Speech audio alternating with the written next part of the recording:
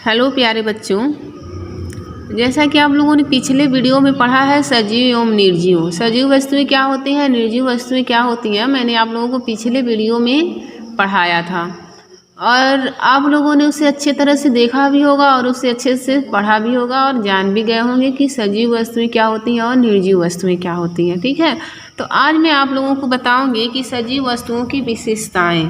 ठीक है, क्या बताऊंगी? सजीव वस्तुओं की विशेषताएं। सजीव वस्तुओं की क्या क्या विशेषताएं होती हैं आज मैं आप लोगों को बताऊंगी। पहला है, सभी सजीव वस्तुएं वृद्धि करती हैं। ठीक है, मतलब सभी सजीव वस्तुओं में क्या होती है? वृद्धि होती है। सजीव वस्तुओं का जब जन्म होता है तब वे आकार में बहुत छोटी होती हैं। भोजन, प्रकाश, पानी आदि पाकर भी आकार में धीरे धीरे बढ़ने लगती है। कुछ समय बाद उनका आकार एवं स्वरूप बढ़कर बहुत बड़ा हो जाता है, फिर उनकी वृद्धि की गति धीमी हो जाती है अतः रुक जाती है।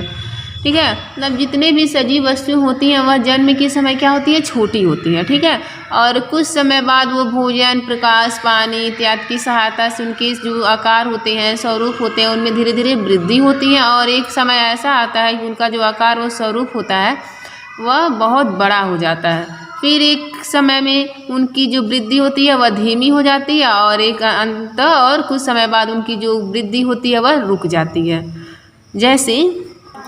जैसे जन्म के समय मानव के बच्चे का आकार बहुत छोटा होता है, बाद में वह धीरे धीरे बढ़ता है। ठीक है, जैसे जो मनुष्य होता है वह जन्म के समय क्या होता है? एक बच्चे का रूप होता है। ठीक है, लेकिन वह क्या करता है? वह धीरे धीरे बढ़ता है। 1 वर्ष के बाद शिशु तथा 6 वर्ष के बाद वह बालक बन जाता है। ठीक, उसके शरीर में धीरे धीरे वृद्धि होती है। 1 वर्ष बाद वह शिशु रहता है और 6 वर्ष के बाद वो क्या हो जाता है? बालक बन जाता है। इसके बाद उसका आकार पूर्व की अपेक्षा अधिक विकसित हो जाती है और वह युवा बन जाता है। मतलब जन्म के समय बच्चा क्या होता है? छोटा होता है, परंतु धीरे धीरे क्या होता है? उसकी शरीर में वृद्धि होती है और कुछ समय बाद वह एक युवा बन जाता है।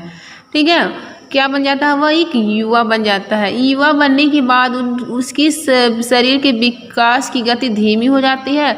जब वह प्रौढ़ बन जाता है तो प्रौढ़ बनने के बाद उसकी वृद्धि रुक जाती है और वह धीरे धीरे वह वृद्ध हो जाता है। ठीक है, मतलब जो मनुष्य होता है वह जन्म के समय बच्चा होता है, परंतु क्या होता है? जब धीरे धीरे वह वृद्धि करता है, कुछ जैसे अगर वह 1 साल का हुआ तो बच्चा रहता है, शिशु रहता है, परंतु जैसे वो 6 वर्ष का हुआ, बालक हुआ, फिर उसके बाद वह धीरे धीरे उसके शरीर में वृद्धि होती है और वह एक युवा व्यक्ति बन जाता है, एक युवा बन जाता है। फिर कुछ समय बाद वह प्रौढ़ बन जाता है और फिर क्या होता है? उसकी जो गति होती है वह रुक जाती है। ठीक है, उसकी गति एक निश्चित समय तक ही चल रहती है। जो वृद्धि की गति होती है एक निश्चित समय तक होती है। उसके बाद उसकी जो वृद्धि होती है वह रुक जाती है। फिर धीरे धीरे वह व्यक्ति क्या हो जाता है? बूढ़ा हो जाता है, वृद्ध हो जाता है। इसी प्रकार जानवर के बच्चों में भी धीरे धीरे विकास होता है। पक्षी अंडे देते हैं, इन अंडों में चूजे निकलते हैं और समय आने पर वयस्क हो जाते हैं। इसी प्रकार जानवर, चिड़ियों के बच्चे जो होते हैं धीरे धीरे क्या करते हैं? विकास करते हैं। ठीक है, धीरे धीरे क्या करते हैं? विकास होता है। पक्षी अंडे देते हैं, इन अंडों में से क्या निकलते हैं? चूजे निकलते हैं और वह धीरे धीरे समय आने पर वह भी क्या हो जाते हैं? वयस्क बन जाते हैं। मानव तथा जंतुओं की तरह ही पेड़ पौधे में भी विकास की प्रक्रियाएं होती हैं। जैसे मानव है, जीव जंतु हैं, जिस तरह से उनके अंदर विकास होती हैं वैसे ही पेड़ पौधे के अंदर भी ऐसी ही प्रक्रियाएं होती हैं। हम बीजों को जमीन में बोया जाता है, बीज मिट्टी से नमी तथा गर्मी पाकर अंकुरित हो जाता है। इस समय उसमें जड़ निकलती है और ऊपर एक अंकुर निकलता है। जड़ और अंकुर में धीरे धीरे वृद्धि होता है। ठीक है, जैसे हम पेड़ पौधे देखते हैं पहले क्या होता है? छोटा होता है, एक बीज होता है। उस बीज को हम क्या करते हैं? मिट्टी में दबा देते हैं। वो मिट्टी से क्या प्राप्त करता है? नमी, जल प्राप्त करके वह धीरे धीरे वृद्धि करके एक पौधा बन जाता है, एक वृक्ष बन जाता है। जड़ विकसित होकर जमीन में नीचे चल जाते हैं। जो पेड़ पौधे के जड़ होते हैं वह विकसित होकर कहाँ चले जाते हैं? जमीन के नीचे चले जाते हैं और वो क्या करते हैं? एक पेड़ पौधों को मजबूती से खड़ा रखती है। जो जड़ होती हैं वो पौधों को मजबूती से खड़ा रखती है। यही जड़ जमीन से भोजन और पानी लेकर पौधों को प्रदान करती है। बहुत समय के बाद जब पेड़ पौधों का पूर्ण विकास हो जाता है तब उनकी वृद्धि रुक जाती है और कुछ समय बाद वे सूख जाते हैं। अर्थात जिस तरह से मानव जीव जंतुओं में वृद्धि होती है सेम वैसे ही पेड़ पौधों में वृद्धि होती है। पेड़ पौधे पहले बीज होता है, उस बीज को हम क्या करते हैं ज़मीन में दबाते हैं। वह क्या करता है ज़मीन से नमी जल प्राप्त करके वह धीरे धीरे क्या होता है उसकी सहायता से धीरे धीरे पेड़ पौधों का विकास होता है, वृद्धि होती है, पेड़ पौधे बढ़ने लगते हैं और कुछ समय बाद वो क्या करते हैं एक बहुत बड़ा वृक्ष बन जाते हैं और जो उनकी जड़ें होती हैं वह ज़मीन में धंसी होती हैं और ये जड़ें क्या करती हैं पेड़ पौधों को मजबूती से खड़ा होने में सहायता करती हैं। ठीक है, और क्या होता है कि कुछ समय बाद इनकी जो वृद्धि होती है रुक जाती है। ठीक है, कुछ समय बाद जो इनकी वृद्धि होती है वह रुक जाती है और पेड़ पौधे क्या होते हैं सूख जाते हैं। दूसरा पॉइंट है सजीव वस्तुओं को वृद्धि के लिए भोजन की आवश्यकता होती है। ठीक है, दूसरा पॉइंट है कि जो सजीव वस्तुएं होते हैं उन्हें वृद्धि के लिए किसकी आवश्यकता होती है भोजन की आवश्यकता होती है। सभी जीवों को बढ़ने एवं जीवित रहने के लिए उचित मात्रा में भोजन की आवश्यकता होती है। ठीक है, जितने भी सजीव जंतु होते हैं उन्हें क्या करना जीवित रहने के लिए उन्हें भोजन की आवश्यकता होती है। जब शिशु का जन्म होता है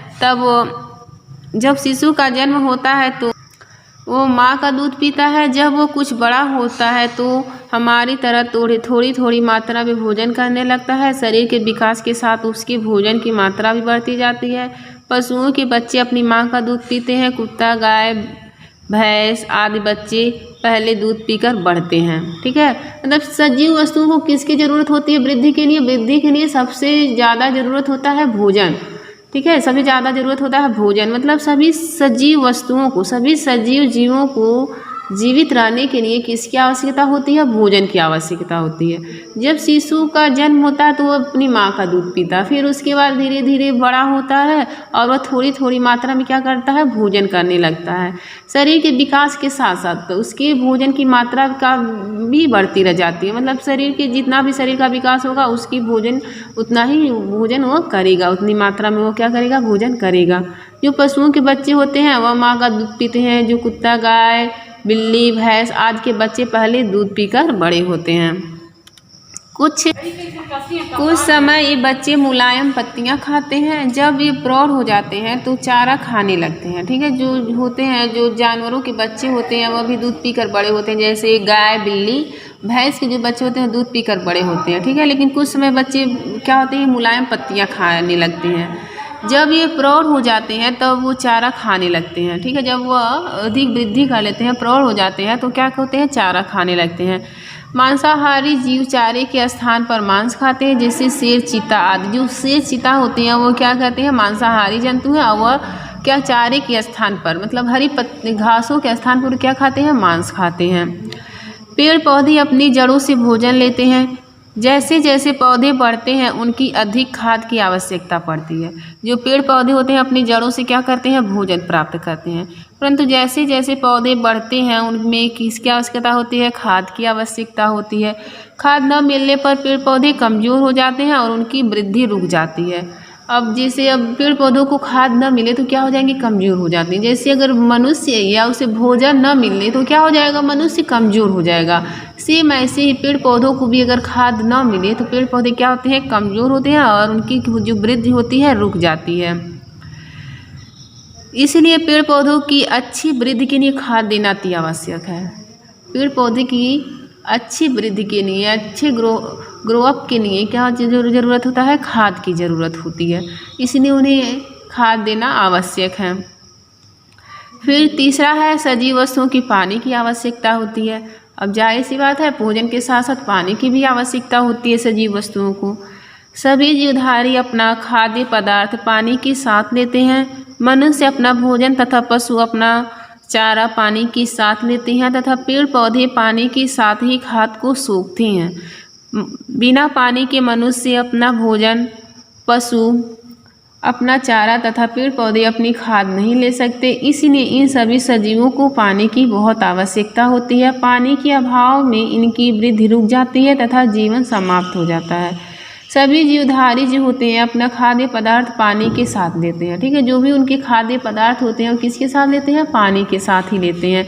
मतलब जितना जरूरी भोजन होता है सजीव जीवों के लिए उतनी ही आवश्यकता उनके पानी की भी पड़ती है। मनुष्य अपना भोजन तथा पशु अपना चारा पानी के साथ लेते हैं। जो मनुष्य होते हैं उन्हें अपना भोजन करने के बाद पानी पीते हैं, और जो पशु होते हैं वो चारा खाने के बाद क्या करते हैं, पानी का प्रयोग करते हैं। पेड़ पौधे पानी के साथ ही खाद को सोखते हैं। बिना पानी के मनुष्य अपना भोजन, पशु अपना चारा तथा पेड़ पौधे अपनी खाद नहीं ले सकते हैं। मतलब बिना पानी के मनुष्य अपना भोजन नहीं कर सकता, पेड़ पौधे अपना चारा नहीं पशु जीव जंतु अपना चारा नहीं खा सकते, और पेड़ पौधे खाद नहीं ले सकते। इसीलिए इन सभी सजीवों को पानी की बहुत ही आवश्यकता होती है, ठीक है। इसीलिए इन सभी चीज़ों को लिए सजीवों को पानी की बहुत ही आवश्यकता है। पानी के अभाव में इनकी वृद्धि रुक जाती है और जीवन समाप्त हो जाता है, ठीक है। अगर पानी ना मिले तो कुछ समय बाद क्या होंगे, ये समाप्त हो जाएंगे। अर्थात सभी सजीव वस्तुओं को जीवित रहने के लिए भोजन के साथ साथ पानी की भी आवश्यकता होती है। जितनी ज़रूरत भोजन की होती है उतनी ही ज़रूरत हमें पानी की भी पड़ती है।